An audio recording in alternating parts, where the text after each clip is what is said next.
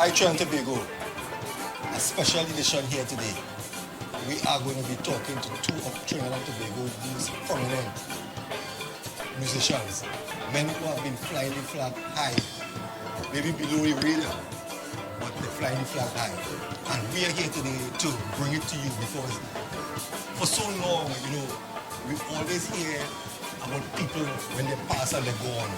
And we never really talk to the ones in real life when they are here to tell us their stories.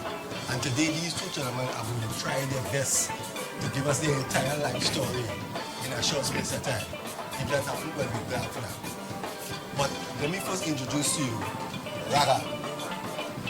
Raga is one of Trinidad and Tobago.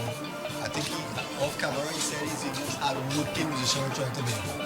We will find out as we go along why he used that comment. And then we have Joe, another top-class entertainer and musician. Gentlemen, welcome. It's a pleasure. And let me say thanks for giving us the opportunity to tell your stories. Thanks for giving us the opportunity to lay it out.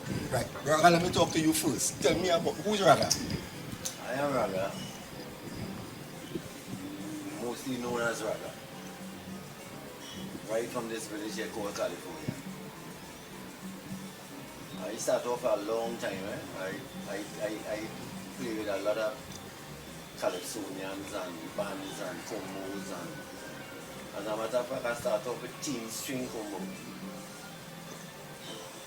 move on to different bands. Now I'm with a band called Verdict. I could give you the website for Verdict, which is verdictisin.com. VerdictCaribbeanFlavor.com. Tell me a bit about when you started here and when you left and went abroad, and some of your high points, right, in your career. Well, as a matter of fact, I left here with a band, right? I know we just call it a branch off. That means you overstay your visit with the band and you go on to the next band. Right? And from there, I started to move. Well, then I came back to Trinidad after I went to Newfoundland and Labrador in Canada. His duty, a good musician, was there with me too. And moved back to Trinidad. Then I spent a couple of years in Jamaica, being in Byron Lee, and Joe was a member of Byron Lee band too. And we have some nice stories. We'll get to that. Yeah. Well, let me switch quickly to Joe. Yeah. Joe, tell me about yourself. Where you're born in Trinidad? Well, first I must say, welcome to Ragashanti. All right. It's a celebration of life. Yes. It's a wonderful gathering. Right. This is what's happening right now as we speak. Right. So, I am Joe, and just to backpedal a little, I want to go back to when we really started, how we really get into music really. We really started with little tin pan and tin cup and these kind of things, bamboo and all these kind of things. We always had rhythm in we. We always had music in we. That's the days when I used to take in Milton and make little steel bands. Exactly. Right. But it had a band by the name of Harlem Symphony from here, Panside. And we got a few pans from that band, and we formed a little band, and we call it Stardust. And that started under my grandmother's house. And this is where some of us have really kicked off. This is where I had kicked off. I happened to get lucky at one time in my career coming up, and I'm a percussionist. And through my brethren here, end up with Byron Lee and the Dragonets. And I did a little time with them. And within that, I did some tour with them. Within that time, we was on a tour, me and my brother here. And while we were on the tour, we went to Guyana first. And while we was on that tour, we decided when we reached the Guyana, we decided to make a little trip down the tongue and see what Guyana looked like. We had what he was, immigration officer with us who was taking us around. And then, at the time, we go looking for we herbs to smoke. You're looking for weed. We're looking for weed, Look at anything you want. And go ahead, Raga can take it from there. Well, we get choke and rub. We make it a short story. We get choke and rub. Explain that. Well, while we get the weed from two strange guys who we think set us up, right? We realized three guys came up to us and they said, police. And they take away our wallets and gold, All the jewelry. everything. And tell you the truth, the immigration officer was with us, right? The immigration officer kicked down one of the fellas, which was one of the police. And that caused that thing. I jump a fence, two big dogs run after me, I jump another fence, and I lost my group. I know which guy and I lost in Georgetown. But for some reason, I get directions from a fella. And I reach back in the hotel and I meet up with them. And police and, long story, what? Cut it short, Yeah. But as we on that, I just want to make mention of something that my brother once told me that I would never forget. We on a construction site. Now, pipe. We on a pipe. And we talking. And then suddenly he ups and said, Joe, you see my hand, boy? My hand is not for this work, My hand is to play music. And trust me, he leave the work. He leave the work, and from then on, we better started to move on. And things were just happening. We all had the ups and downs and things like that. It's a journey. It's a journey. I want to say something too. You see, in music, you have to play 21 days straight as a job. That's a lot of work. Plenty work. A lot of musicians cannot tell you to do something like that. To go 21 days straight every day, until you have to say, but Anita, what's going on? You need a break, Yeah. So our journey was a very long journey. We had a whole lot of fun. We have some brothers who was with us who have passed. And we had some great brothers who had passed, very sad. And we keep on. However, after a long while, we came back together. We never really departed, but life goes on and everybody went a different way, but we always stay good. Yeah, man, we've been We- there. we- and done yeah, that. we And we revive again and come again. Yeah. Brand new. yeah. And the journey just started again. But, in life, you just have ups and downs. What are some of your greatest challenges? Because why I'm asking that day, maybe how you handle that, somebody viewing this could learn how to handle situations. Okay, you want me to know? That's a tough question. Joe, go. Yeah. First. Well, okay. Well, actually, I'm a living example of that. I personally, and this is a golden opportunity I get in here right now, because this is something I always wanted to do. I always wanted to let the youths know, other people know, the world know how great God is. I always want them to know that I am a living example of what God can do. I've been down and out. I fall to nothing. I get caught up on drugs. To me, there was a time that they say music and drugs had a kind of combination. Had a combination. Because as young fellas coming up, we think you're into music and it's a hip thing to smoke your weed and get high and whatever. We thought that was safe because we keep looking at different shows like Woodstock and all these things. But most of our favorite musicians, was involved in these things, and we was like copycats, and we get caught up. We actually we set the pace. Me and this brother here, and some of it, we set the pace. When I say set the pace, we is California.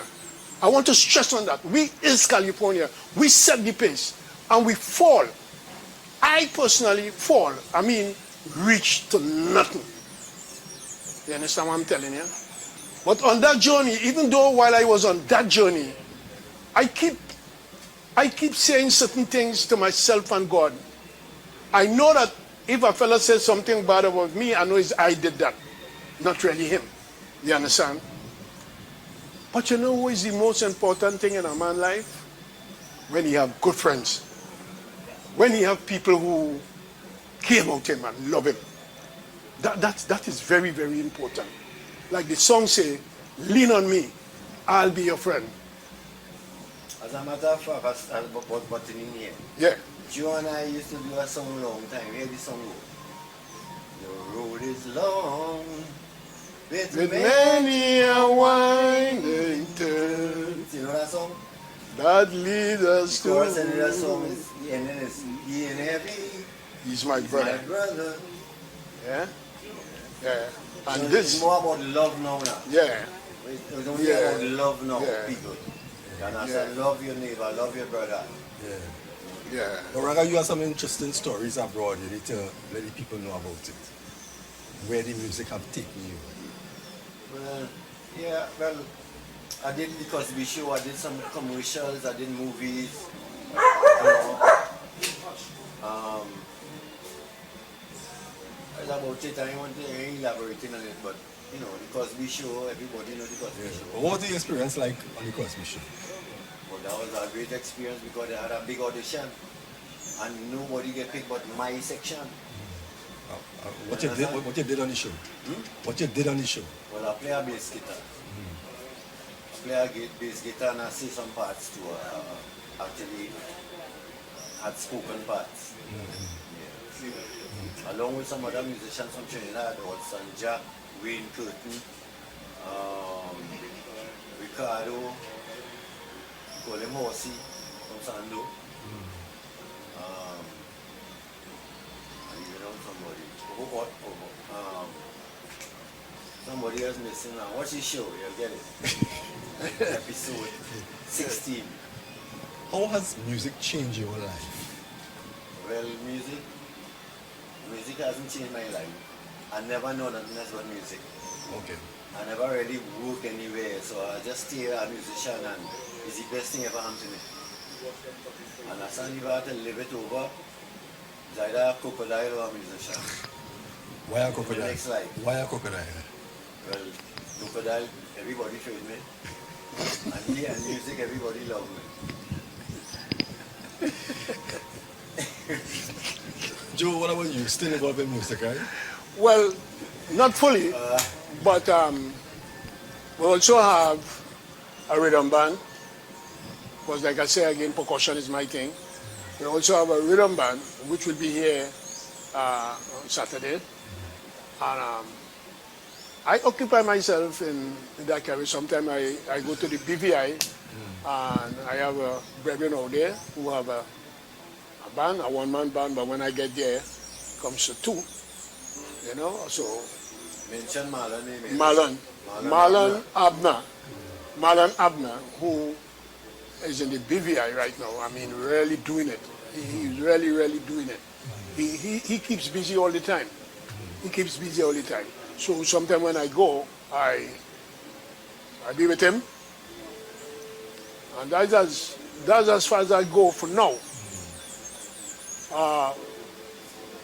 With this, we right about now talking about bringing a band together. That's what our topic is, our conversation is right now. You know, and I think it's on the way. It's in the making. Soon, you might be doing another interview with a full band. Raga, what about you?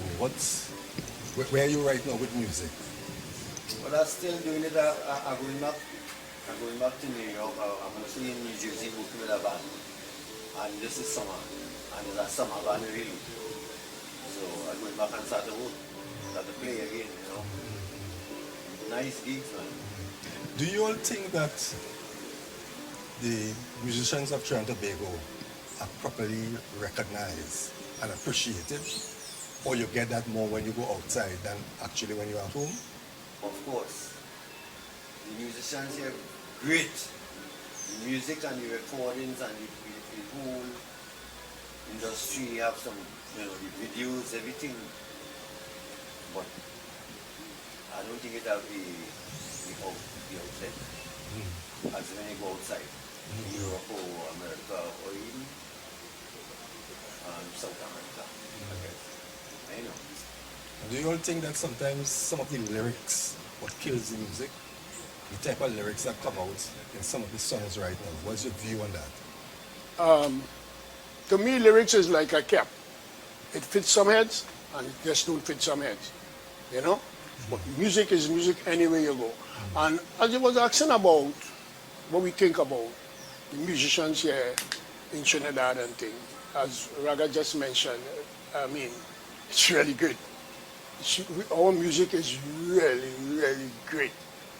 But I just keep trying to figure out, well, what is happening? What is happening with the industry? You know what I mean? I think that's where the problem lies, with that industry. But our music... The musician union, or whatever they call it here, I don't know how that works. I don't know how government, a body... I don't know, boy. I don't know what body the musicians have. I don't know, but it's kind of... And then the other thing is that I find that like promoters, business people, and a whole lot of business people, like they just don't support our live music. They just don't support that. It's all right, you know, you bring a DJ and you play where you want to play, and that's that. That's good enough. But when you travel like in the Caribbean and you go to places like Tortola and all this kind of place, you see like right here, a nice little band with a little pan man in it, and that's what the people want. When you're traveling, that's what the people want. And here, back here, these are some of the things we're lacking.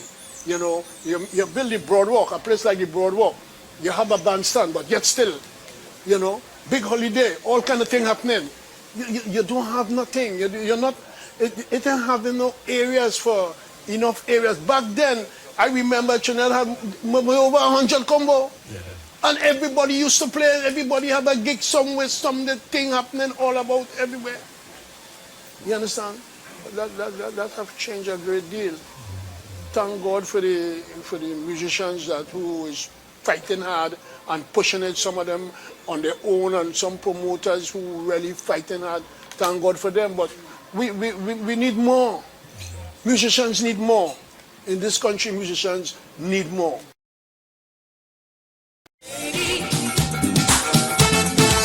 My sweet lady, oh lady, my sweet lady, hey, give it.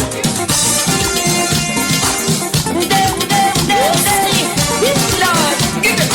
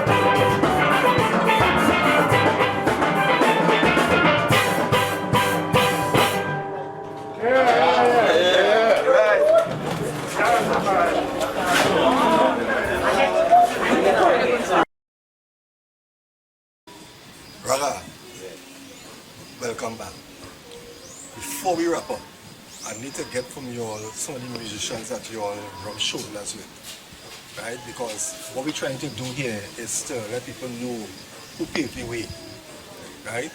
So you could start, you come in after. I will start with a guy called Tarvin Thomas of Shibona had a band named Lasses Traders.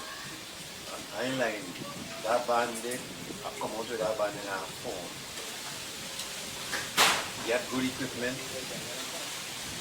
He had all the musicians wasn't good. As a matter of fact, the leader wasn't all that good, but the band get a lot of gigs and they did well and they get known. Well, you know, I play with Sparrow Troubadours. I play with Trinidad Troubadours. I play with Ed Watson. Yes. Yeah. I toured with them too. I went about 16 different countries from touring. Any prominent musicians abroad you rub shoulders with? Oh yeah, of course, man. I would say I rub shoulders with the musicians like Shaka Khan. I was on a gig with Shaka Khan. She was the drummer and the singer. I was with I rub shoulders with Bill Cosby and other dignitaries. But this guy named the minister Reverend Jesse Jackson. Okay. And who I could remember, I can't remember, you know? Yeah. What about you, Joe? What about you? Who are some of the... Well, when you're talking about rubbing shoulders with musicians, I done a whole lot of that. Because all my friends was musicians. So, first, I want to call out to about a brother called Collimo, Mike Collimo, a trumpeter, as one of our brothers. There's just a link right here between us. Yeah. He's one of us, Mikey. Then I had a brother named Mickey, you know. Well, as a conga player, you know, I rub shoulders with These are people who pass. real musicians, you know what I mean? Real musicians all over. I like I tell you, I spent a lot of time in Totola. I've been around Beres, I've been around Lionel, all these fellas and them who really come down there around August. In August, Totola have a carnival for like 5 days, 7 days. And it have a city that called Carnival City. And then that city, all that week, you just have all the big stars that comes in there.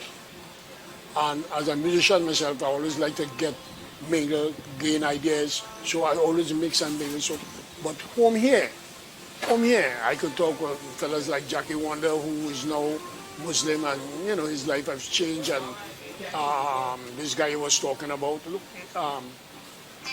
what's his name? Excuse me. Yeah, you know, a whole lot of musicians, really a whole lot of musicians I've been in up to this day. And then finally now, I come and I have my own like rhythm band and things like that. And we keep that going. So that is what we more or less, that is where the journey that I've been on for a great deal of my life with musicians. Before we wrap, We want to acknowledge a few musicians that he didn't mention. Yeah. Like ASUT, Some of Shetron, that, yeah. excuse me. I want to mention Albert Bush, Vonan, Vernon Headley, Slim, Slim Lloyd Voodoo, guitar player, yeah. who even know Joe. What we living out? What we living out, boy? The police, right? Yeah, Yeah. Just remember, well, of course, Marlon Abner. yeah. Yeah. Just to name a few. But so much. yeah. But before we wrap, what would you all like people to remember you all when your career has come, you know, to that place where you know, what would you like to remember you? Don't reach there already. You all, yeah. I'm glad for all the musicians, you know. I would like, if you take music and I don't know what it is to make it successful, but I try hard not to to mess around and gesture and gig. You understand? So I think that is what helps me succeed now. To be a successful musician. Yeah, because I everything I have I get from music. What about you, Joe? Well, the word music itself, you know, when you say music, you go deep. Concentration, togetherness, love. Is a whole lot of thing of music. Find yourself. You know, this is what music really does to you. And once you're into that, your mentality, your whole mentality is totally different. You know, the rhythm, that natural rhythm that is in you. Sometimes you're talking, but you sound like you're singing. The rhythm is your movements, and you know, just a simple walking down the road, and you have that rhythm in you. Music does that to you. So I just want to say to the people, I want to say to the world that so long as I had a friend called Palance, and he said once, if a fella don't have no music in his home, he have no love. Music is love. It's the food of love. A fitting way to end this interview. We want to thank you all very much. I want to wish you all the best because we know that you will have a lot more to offer Trinidad and Tobago and the world. So stay blessed. Cheer! Rastafari. You know, Thank you, my brother. Thank the Lord for his loving kindness and his tender mercies.